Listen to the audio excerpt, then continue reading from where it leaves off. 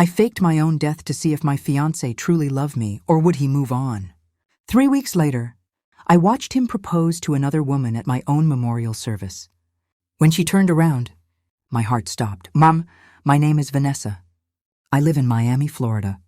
And what I'm about to tell you sounds like something out of a movie. But I promise you, every single word of this is true. And by the end of this story, you'll understand why I did what I did. Before we dive in, I need to ask you something.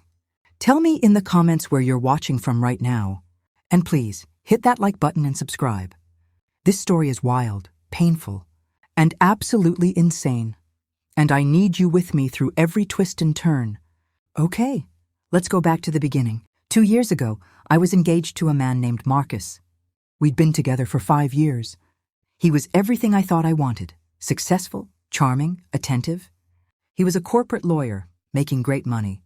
And I was a marketing executive at a tech startup. We were that couple, the one everyone envied. We'd set a wedding date for June. Everything was planned. The venue was booked. The dress was bought. The invitations were sent. We were 3 months away from our big day. And then everything started to feel off. Marcus became distant. He was always on his phone, always working late, always tired when he got home. When I'd try to talk to him about wedding details, he'd seem distracted, uninterested. "Are you okay?" I'd ask him. "You seem stressed." "I'm fine, babe," he'd say, kissing my forehead. "Just a lot going on at work. But I'm excited about the wedding, I promise." I wanted to believe him.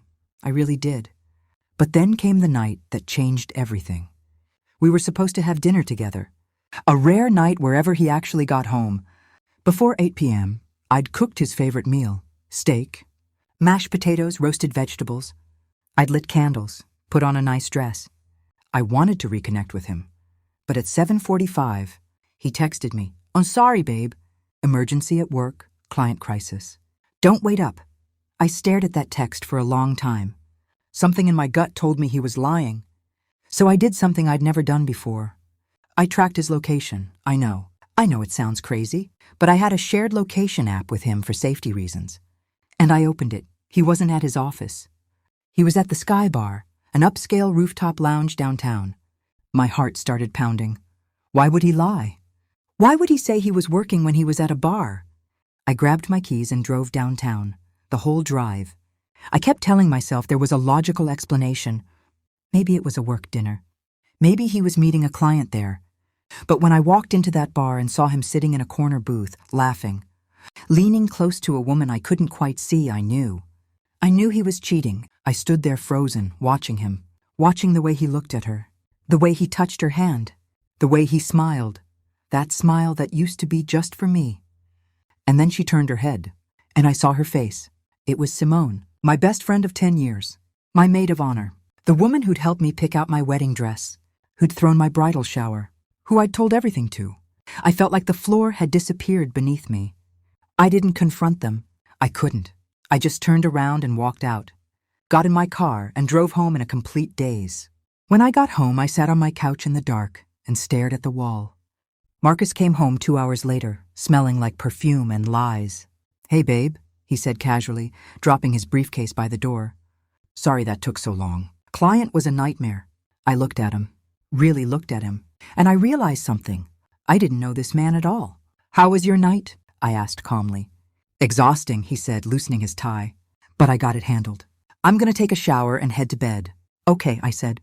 He kissed the top of my head and walked upstairs. And that's when I made a decision. I wasn't going to confront him. I wasn't going to cry and scream and beg for answers. I was going to do something completely different, something that would show me exactly who he was, who they both were. I was going to fake my own death. I know how that sounds. Insane, dramatic, extreme. But I needed to know the truth. I needed to know if Marcus would mourn me, or if he'd run straight to Simone. I needed to know if she'd cry at my funeral, or if she'd celebrate. Finally having him to herself, the next morning I started planning. I called my cousin Jade, who lived in Atlanta. She was the only person I could trust. The only person who would understand. "Jade, I need your help with something crazy," I said. "How crazy?" she asked. "Fake my death crazy." There was a long pause. "Girl, what?" I explained everything. The cheating, Simone, The wedding, the lies. So you want to fake your death to see what Marcus does? She asked slowly. Exactly. Vanessa, that's insane. I know, but will you help me? Another pause. When do we start? Over the next week, Jade and I put together a plan. We decided to stage a car accident. I'd drive to Atlanta to visit her. On the way, I'd have an accident. My car would go off a bridge into a river. They'd find the car but not my body, at least not right away. I'd hide out at Jade's place while Marcus and everyone else thought I was dead. It was elaborate. It was risky. It was possibly illegal. But I had to know. On a Friday morning, I packed a bag, kissed Marcus goodbye like it was any other day, and told him I was driving to Atlanta to see Jade for the weekend. Be safe, he said, barely looking up from his phone. I will, I said. And then I left. I drove halfway to Atlanta, then pulled over at a rest stop. Jade met me there with her car. We drove my car to a secluded area near a bridge over a river. We positioned it to look like it had crashed through the guardrail. Jade had a friend who worked in special effects. He helped us stage the scene. Broken glass, skid marks, everything. Then we called 911 from a burner phone, reported seeing a car go off the bridge, and drove away in Jade's car. Within hours, the news was reporting it. Woman missing after car found in river. Search and rescue teams deployed. My phone, which I'd left in the car, was recovered. They identified me from my license and registration. And just like that, Vanessa Carter was presumed dead. I sat in Jade's apartment watching the news, my heart pounding. Are you sure you want to do this? Jade asked. I have to, I said. Within 24 hours, Marcus was notified. My parents were notified. My friends, my co-workers, and I watched from afar as my life imploded. My mom called Marcus, sobbing. I could hear her through the phone he'd put on speaker. She's gone, Marcus. My baby is gone. I know, Mrs. Carter, I know. I can't believe it either. But his voice was flat, emotionless, like he was reading from a script. Over the next 3 days, I monitored everything from Jade's laptop. Social media, text messages Marcus sent to mutual friends, everything. And what I saw broke me. Marcus posted on social media, I can't believe she's gone. Vanessa was the love of my life. I'll never be the same. But that same day, he texted Simone. It's awful. But maybe this is a sign. Maybe we can finally be together now. I stared at that text until my vision blurred. He wasn't mourning me. He was relieved.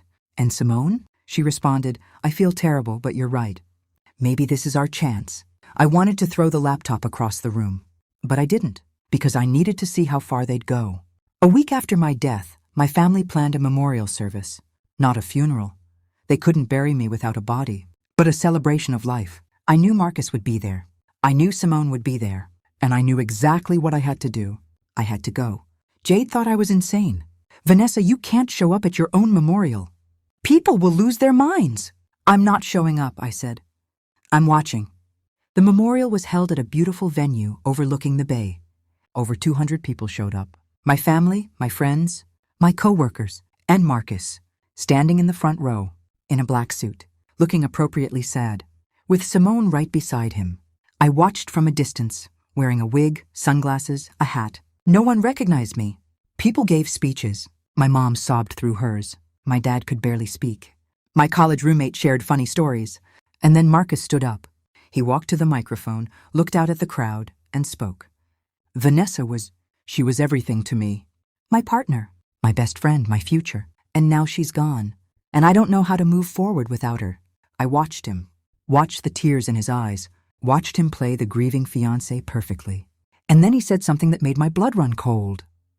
But I know Vanessa would want me to be happy, to live fully, to love fully. And that's what I'm going to do. He turned and looked at Simone, and then he pulled out a ring.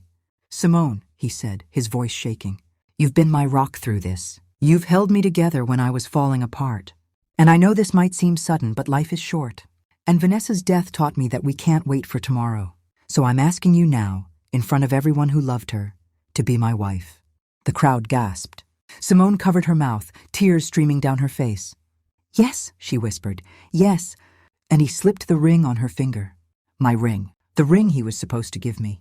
People clapped hesitantly. Some looked uncomfortable. Others looked shocked. But no one stopped him.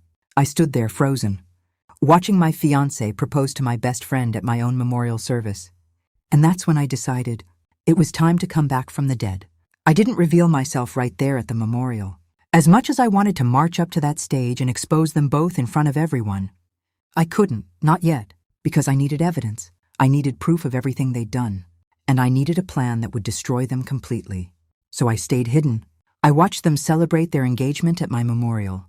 I watched people congratulate them awkwardly, not knowing what else to do. I watched Marcus hold Simone's hand and play the role of the grieving man who found love again. And then I left. I went back to Jade's apartment and sat on her couch, shaking. "Girl, did you just see what I saw?"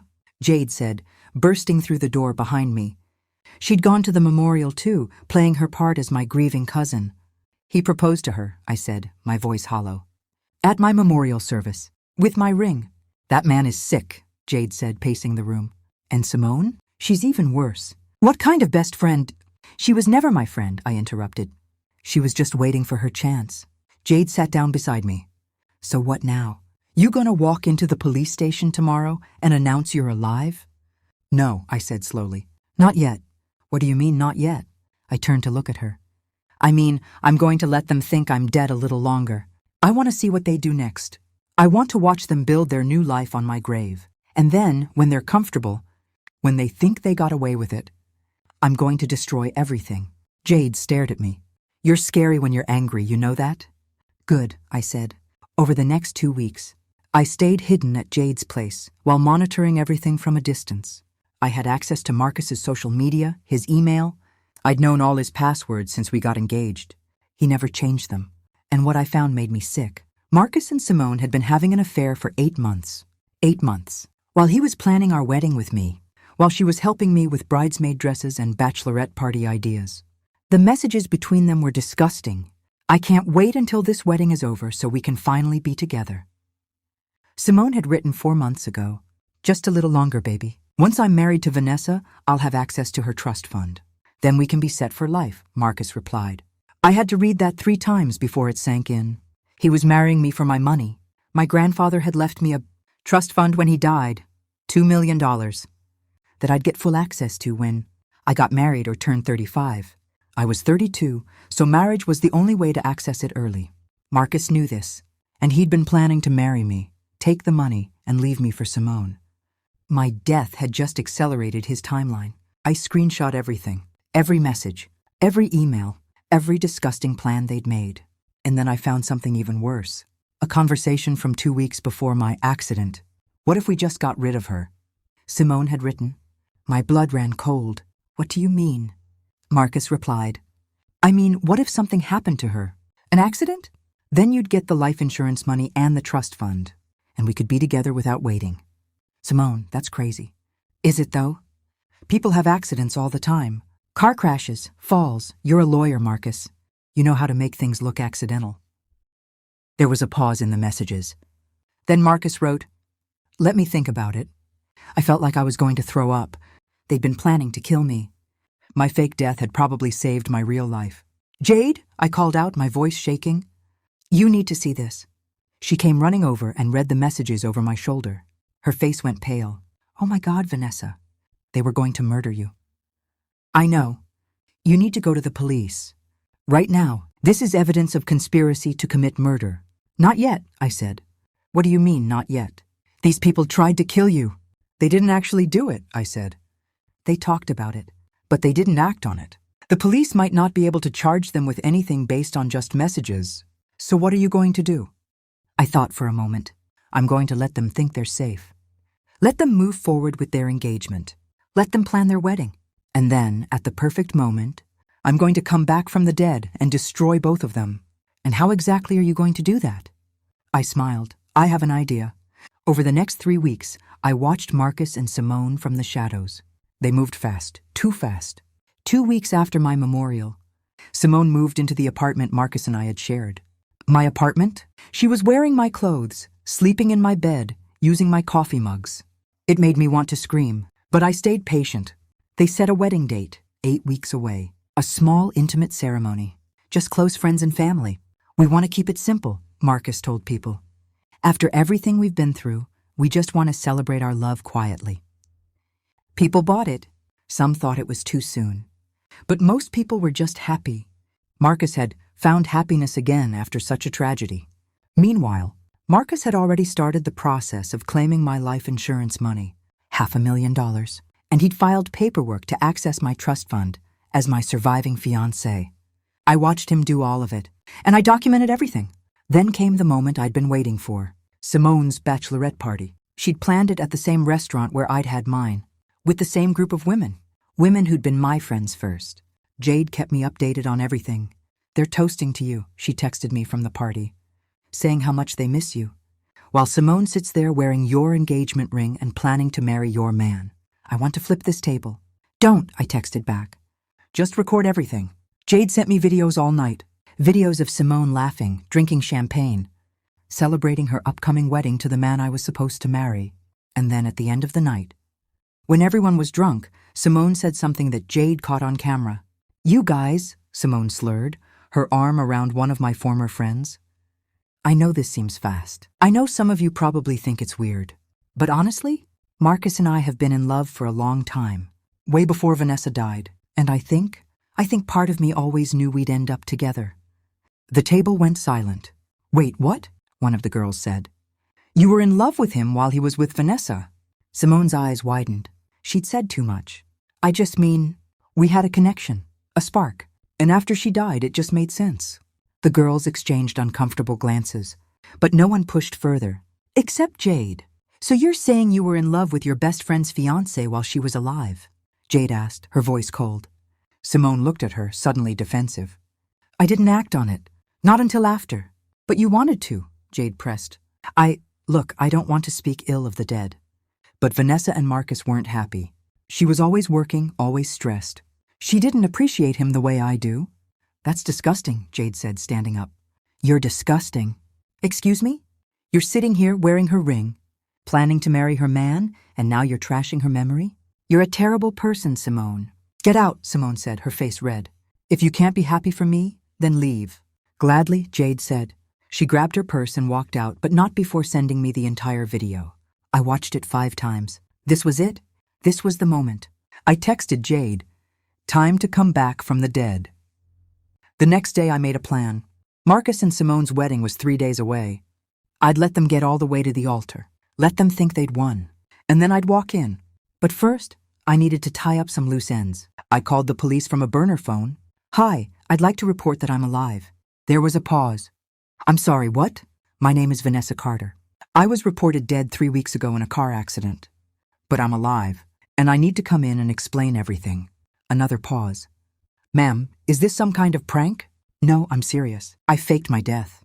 And I have evidence that the 2 people who thought I was dead were planning to kill me. You need to come to the station immediately."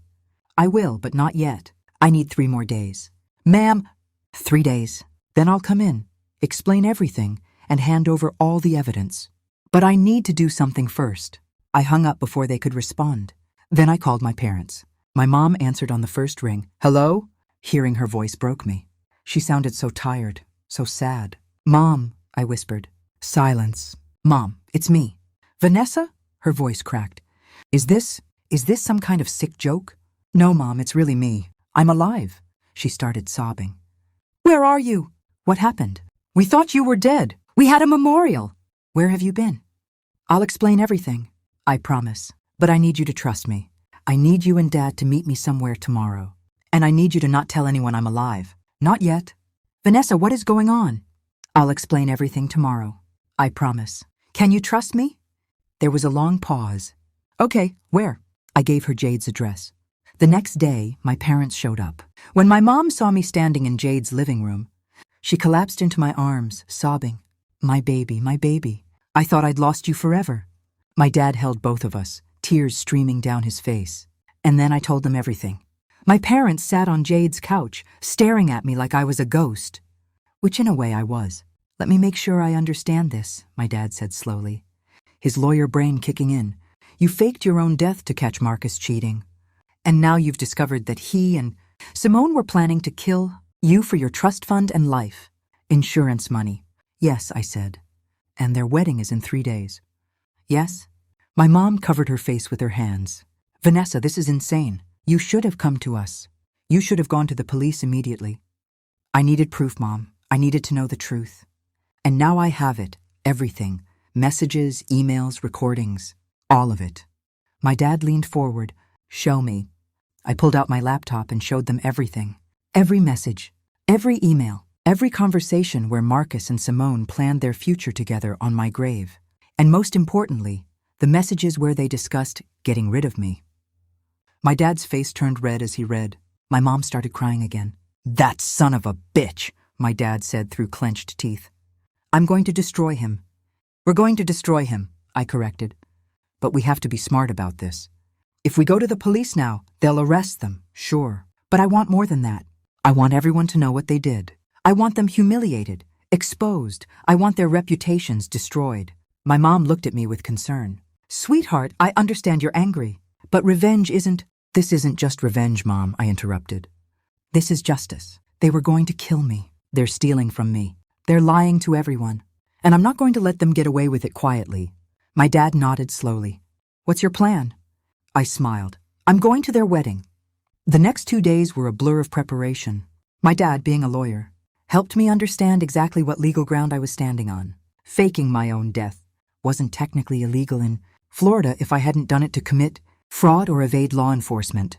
But I had technically filed a false police report by having Jade's friend call in the accident. "You'll probably face some fines, maybe community service," my dad said. But nothing major, especially once the police see what Marcus and Simone were planning. My mom helped me get ready. She took me shopping for the perfect dress. Not black, not white, but red. Blood red. "You're going to walk into that wedding looking like a queen," she said. Jade helped me with my hair and makeup. We kept it simple but stunning. I looked like myself, but better, stronger, more alive than I'd ever been. The wedding was being held at a boutique hotel in Coral. Gables, intimate, elegant, expensive. Paid for with my life insurance money, I later found out. The ceremony was scheduled for 4 p.m.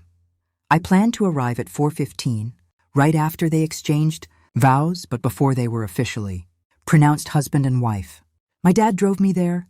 Jade and my mom followed in another car. We parked a block away. "Are you sure you want to do this?" My dad asked, his hand on my shoulder. "I've never been more sure of anything in my life," I said. "Then let's go."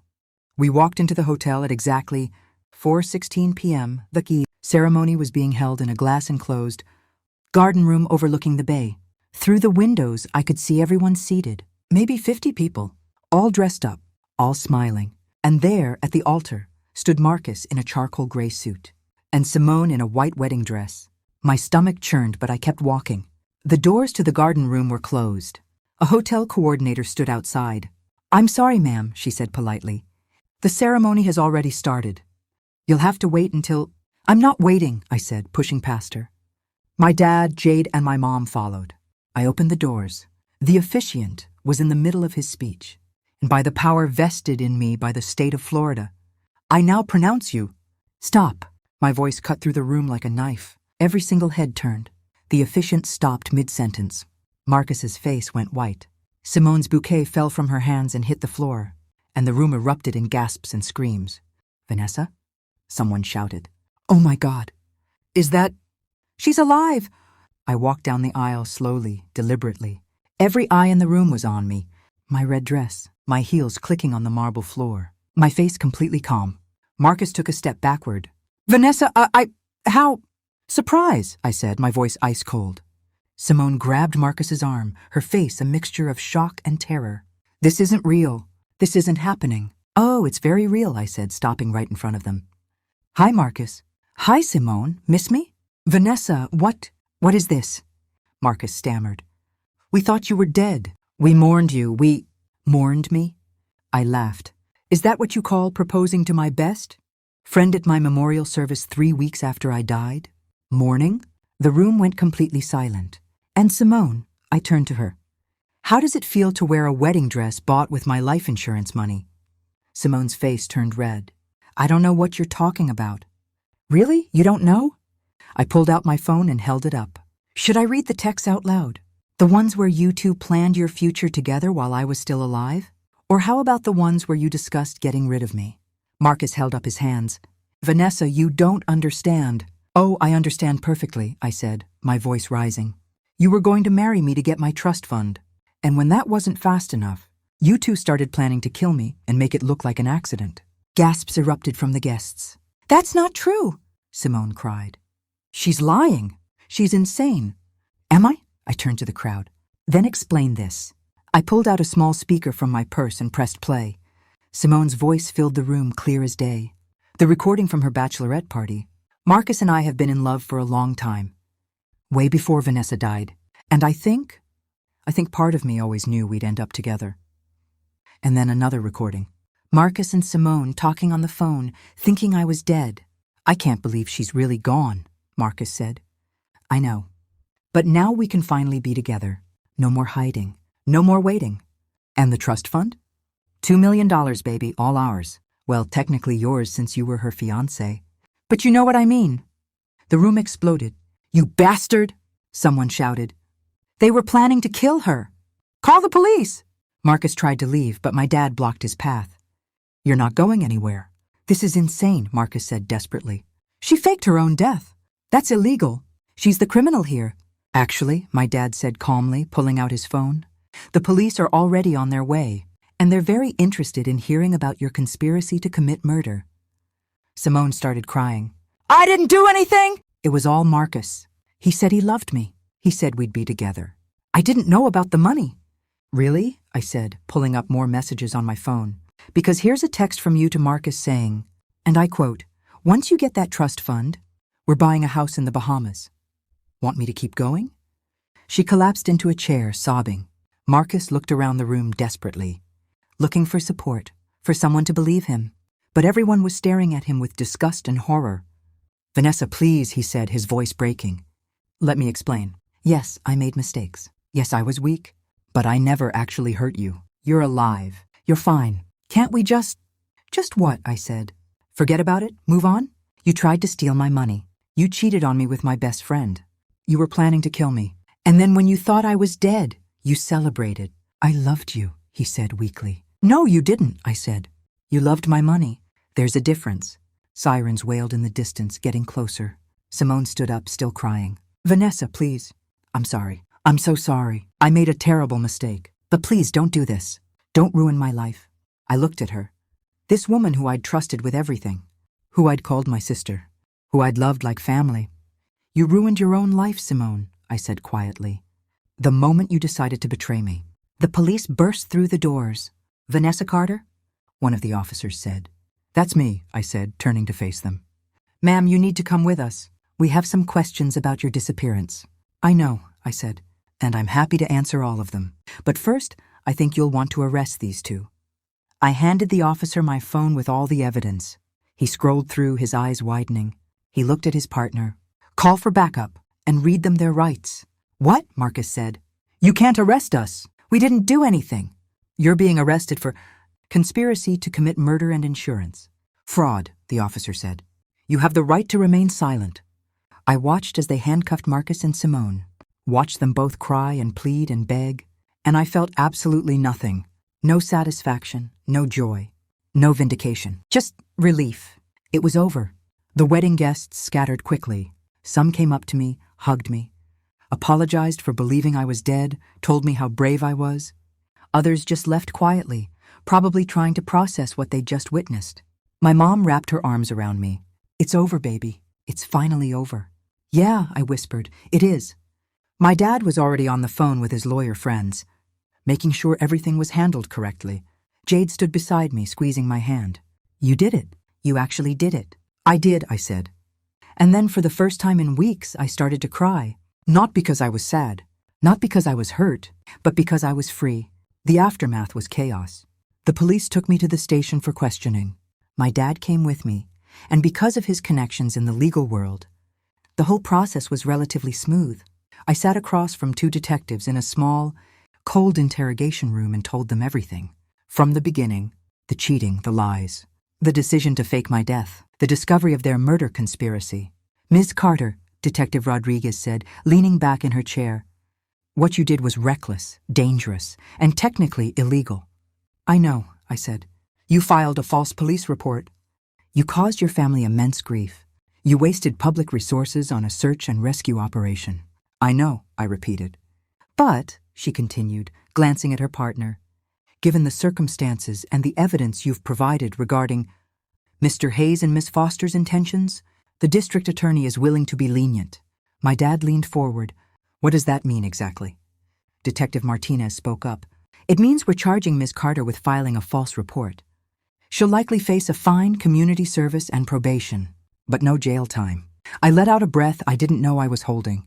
As for Mr. Hayes and Ms. Foster, Rodriguez continued, they're facing serious charges: conspiracy to commit murder, attempted insurance fraud, wire fraud for trying to access your trust fund illegally. They're looking at significant prison time. Good, I said quietly.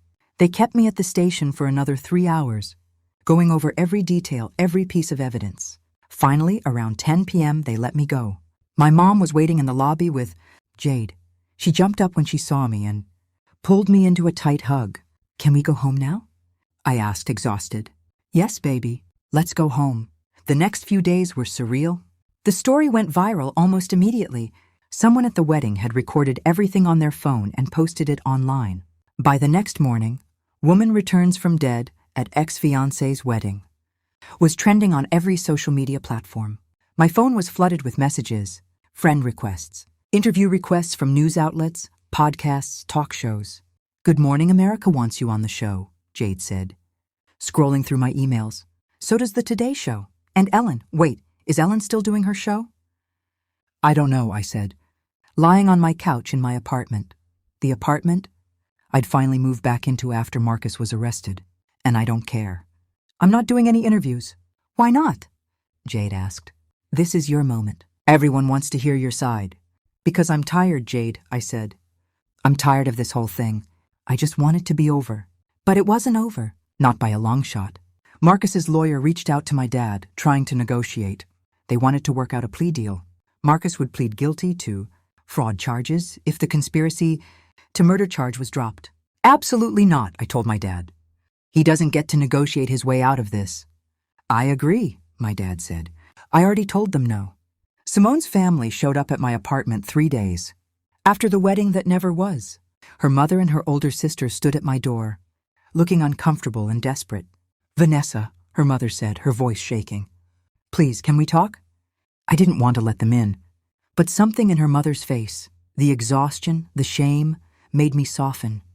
5 minutes, I said, stepping aside. They came in and stood awkwardly in my living room. I don't know what to say, Simone's mother began, tears forming in her eyes. What Simone did? I'm horrified, disgusted, ashamed. We raised her better than this. Did you? I asked coldly. She flinched. You have every right to hate us. Hate her. But I'm begging you, please, show her some mercy. She's 28 years old. If she goes to prison for 10 years, her life is over. Her life? I said, my voice rising. What about my life? She was planning to help murder me. She slept with my fiancé for 8 months while pretending to be my best friend. She wore my ring at my own memorial service. And you want me to show her mercy? Simone's sister stepped forward. Vanessa, I get it. I really do. But Simone, she's not a monster. She's just stupid. She got caught up in something toxic with Marcus. He manipulated her. Stop, I said sharply. Don't you dare make her the victim here. She made her choices, every single one of them, and now she has to face the consequences. Please, her mother begged, crying now. I'm not asking you to forgive her. I'm just asking you to consider talking to the prosecutor. Maybe they'll go easier on her if you— Get out, I said. Vanessa, I said, get out now. They left, and I collapsed on my couch, shaking. Jade came out of the bedroom where she'd been hiding. You okay? No, I said. I'm not okay. Why does everyone keep asking me to be the bigger person? Why do I have to show mercy? Why do I have to forgive? You don't, Jade said, sitting beside me. You don't owe them anything. Then why do I feel guilty? Because you're a good person, Jade said. Better than they deserve. A week later, I had to go to court for my own sentencing. I pleaded guilty to filing a false police report. The judge was surprisingly sympathetic. Miss Carter, what you did was wrong, but I understand why you did it. Given the circumstances and the fact that you cooperated fully with law enforcement and provided crucial evidence in a serious criminal case, I'm sentencing you to 200 hours of community service, a $5,000 fine, and 1 year of probation.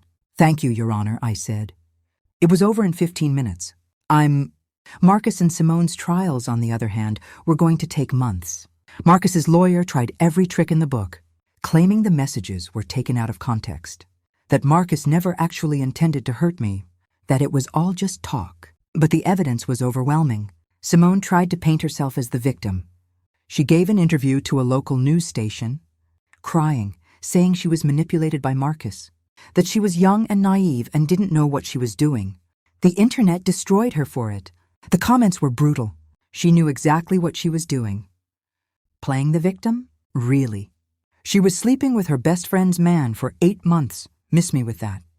I was manipulated nonsense. I didn't feel bad for her. 3 months after the wedding, that wasn't. Both Marcus and Simone took plea deals. Marcus pleaded guilty to conspiracy to commit fraud and attempted insurance fraud. He was sentenced to 7 years in prison. Simone pleaded guilty to conspiracy to commit fraud. She was sentenced to 3 years in prison and 5 years probation. The day they were sentenced, my mom called me. "It's over, sweetheart. They're both going to prison." I sat down on my couch, staring out the window. "Vanessa, did you hear me?" "Yeah, Mom, I heard you." "Are you okay?" I thought about it. Was I okay? "I don't know," I said honestly. "I thought I'd feel something. Relief, satisfaction, victory. But I just feel empty." "That's normal, baby. You've been through something traumatic. It's going to take time to heal." "How much time?" I asked, my voice cracking. "As much as you need." I started therapy the following week. Dr. Patel was a kind woman in her 50s who specialized in trauma and betrayal. "Vanessa, what you experienced was a profound betrayal by the two people you trusted most," she said during our first session. "It's going to take time to process that, to trust again, to feel safe again." "I don't know if I'll ever trust anyone again," I said. "You will," she said gently, "but it's okay if that takes a while." Over the next few months, I worked on myself. I went to therapy twice a week. I started journaling. I took up yoga.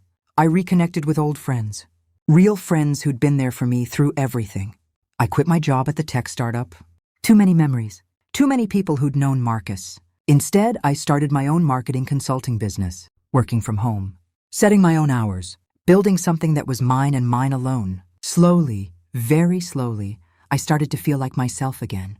6 months after the wedding, I got a letter in the mail. It was from Simone.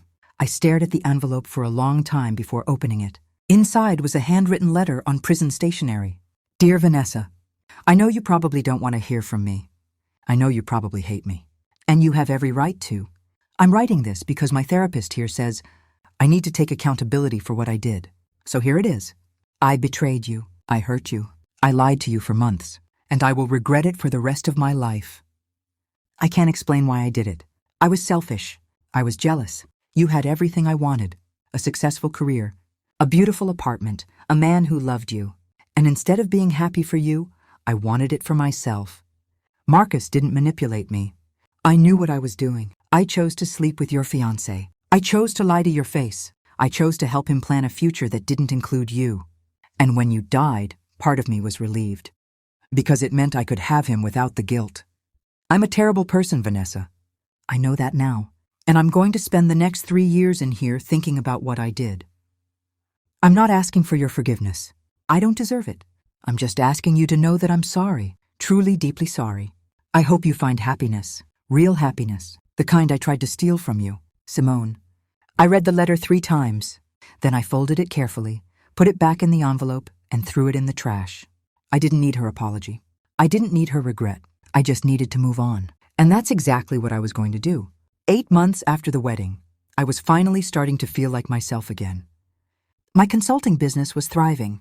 I'd landed 3 major clients and was making more money than I ever did at the startup. I'd moved to a new apartment in Coconut Grove. Fresh start. New memories, no ghosts. I'd even started dating again. Nothing serious. Just coffee dates. Dinner here and there. Testing the waters. But trust? That was still hard. Every time a guy reached for his phone during dinner, I wondered who he was texting. Every time someone said they were working late, I questioned if they were telling the truth.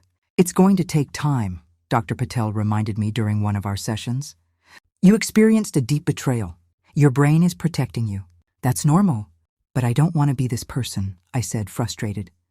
I don't want to be suspicious of everyone. I don't want to be broken. You're not broken, she said firmly. You're healing. There's a difference. One evening, I was at a coffee shop working on a client presentation when someone tapped me on the shoulder. I looked up. It was Daniel Morrison, a guy I'd dated briefly in college before I met Marcus. We'd stayed friendly over the years, commenting on each other's social media posts, sending the occasional happy birthday message. Vanessa? He said, his face lighting up. Oh my God, it really is you. I heard about everything. Are you okay? I smiled. I'm getting there. How are you? Good, great actually. I moved back to Miami 6 months ago. I'm working at a law firm downtown. That's great, I said. And I meant it. Daniel had always been one of the good ones. Can I sit? He asked, gesturing to the empty chair across from me. Sure. We talked for an hour. About his job, my business, life in Miami. We carefully avoided talking about Marcus and Simone, and I appreciated that. When I finally had to leave, he walked me to my car. Vanessa, I know this might be too soon, and feel free to say no, but would you want to get dinner sometime? Just as friends, or more than friends. Whatever you're comfortable with. I hesitated. Every instinct told me to say no, to protect myself, to not risk getting hurt again. But then I looked at Daniel, really looked at him, and I remembered why I'd liked him all those years ago. He was kind, genuine, safe. Okay, I said. Dinner sounds nice. His face broke into a huge smile. Yeah, great, I'll text you. You don't have my number. Yes, I do, he said, pulling out his phone. We've been friends on social media for years, remember? I'll DM you. I laughed. Okay, DM me. I drove home that night feeling something I hadn't felt in a long time. Hope. Daniel and I went to dinner the following week. A casual Italian place in Brickell.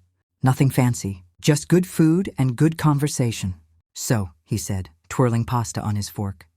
Can I ask you something? And you can totally tell me to mind my own business. Go ahead.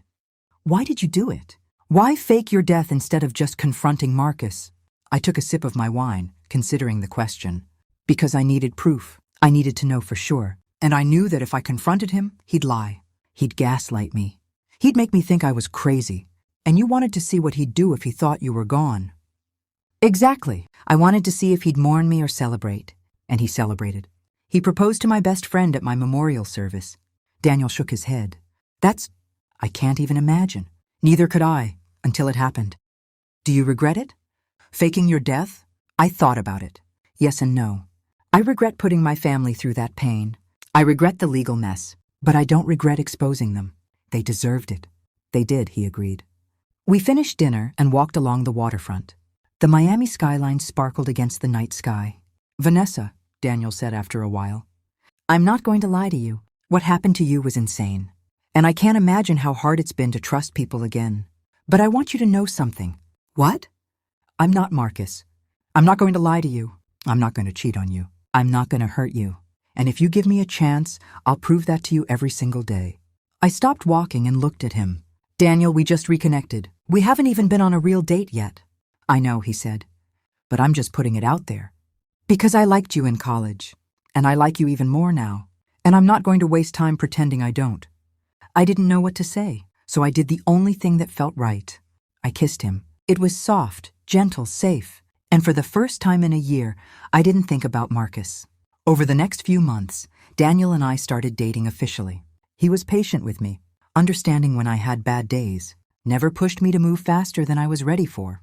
He met my parents. They loved him. He's good for you, my mom said after the first time they met. I can see it in your eyes. You're happy again. I am, I said. And I meant it. 1 year after the wedding, I got another letter, this time from Marcus. I almost threw it away without reading it. But curiosity got the better of me. Vanessa. I've had a lot of time to think in here. About what I did. About who I was. About the man I became. And I've come to realize something. I was a coward. I was a coward when I cheated on you. I was a coward when I lied to you. I was a coward when I planned to steal from you. And I was a coward when I let you think I loved you when really, I just loved what you could give me. I don't expect you to forgive me. I don't expect you to understand. I'm writing this because I need you to know that I know what I did was unforgivable. You were the best thing that ever happened to me. And I destroyed it. I destroyed you. And I will carry that guilt for the rest of my life. I've heard through mutual friends that you're doing well.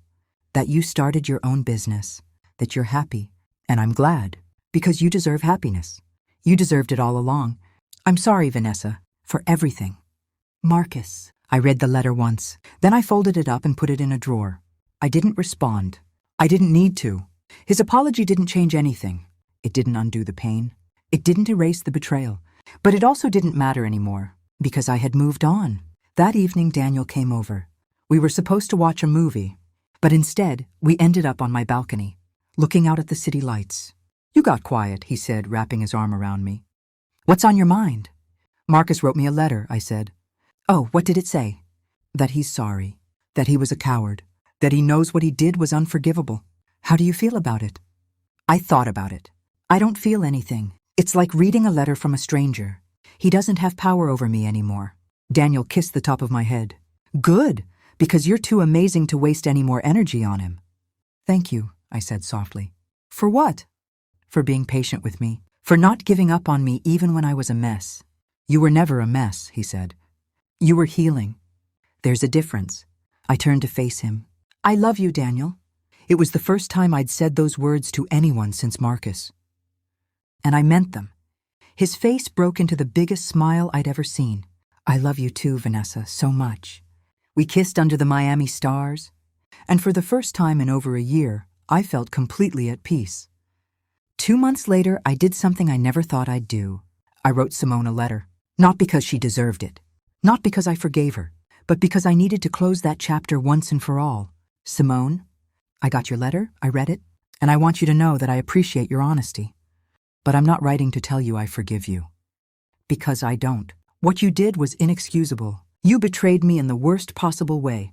You lied to my face for months. You helped Marcus plan to destroy my life. And no amount of time or apologies will change that.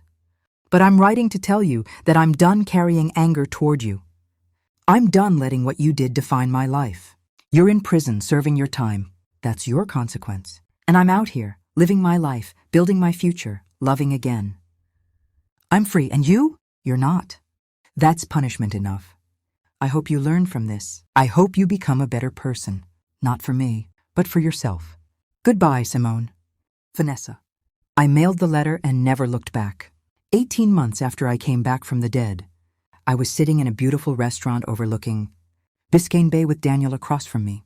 It was our anniversary, 1 year since we made things official. I can't believe it's been a year, I said, squeezing his hand across the table. Best year of my life, he said, smiling. Even with all my baggage? I asked, half joking. Especially with all your baggage, he said. Because it made you who you are.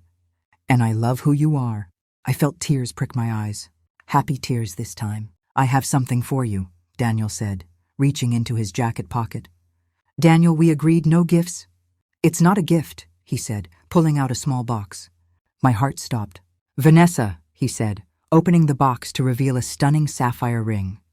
I know you've been through hell. I know the last thing you probably want to think about is marriage. But I also know that I love you more than I've ever loved anyone. And I want to spend the rest of my life proving to you that not all men are like Marcus. That you can trust again, that you can love again. Will you marry me? I stared at the ring, at Daniel, at this man who'd been nothing but patient, kind, and genuine with me from day one. And I realized something. Marcus and Simone didn't get to ruin marriage for me. They didn't get to ruin love for me. They didn't get to ruin my future. I got to decide what my future looked like. And I wanted it to look like this. Yes, I said, tears streaming down my face. Yes, I'll marry you. He slipped the ring on my finger, and the entire restaurant erupted in applause. Apparently, he'd told the staff in advance. We kissed, and for the first time since this whole nightmare began, I felt completely, entirely, perfectly happy. 3 months later, my phone rang. It was a number I didn't recognize, but the area code was local. Hello? Vanessa Carter? Yes? This is Officer Martinez. We met when you came in to report what happened with Marcus Hayes and Simone Foster. My stomach tightened. Is everything okay? Yes, I'm calling because Marcus Hayes is up for parole. My blood ran cold. What? He's only been in prison for 1.5 years. He was sentenced to 7 years. I know, but he's a first-time offender with good behavior. His lawyer is pushing for early release. There's going to be a parole hearing next month. And you have the right to submit a victim impact statement. I wanted to make sure you knew. I sat down on my couch, my head spinning. He could get out? It's possible. The parole board will take your statement into consideration, along with other factors. But I can't guarantee anything. After we hung up, I sat there for a long time, staring at the wall. Daniel came home and found me like that. "Hey, what's wrong?" he asked, immediately concerned. I told him about the call. "Are you going to write a statement?" he asked. "I don't know," I said.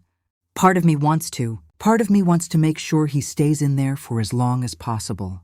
But another part of me just wants to be done with this. I don't want to give him any more of my energy. "Whatever you decide," Daniel said, sitting beside me, "I support you." I spent the next 2 weeks going back and forth. Should I write the statement? Should I let it go? Finally, I sat down at my computer and typed. To the parole board.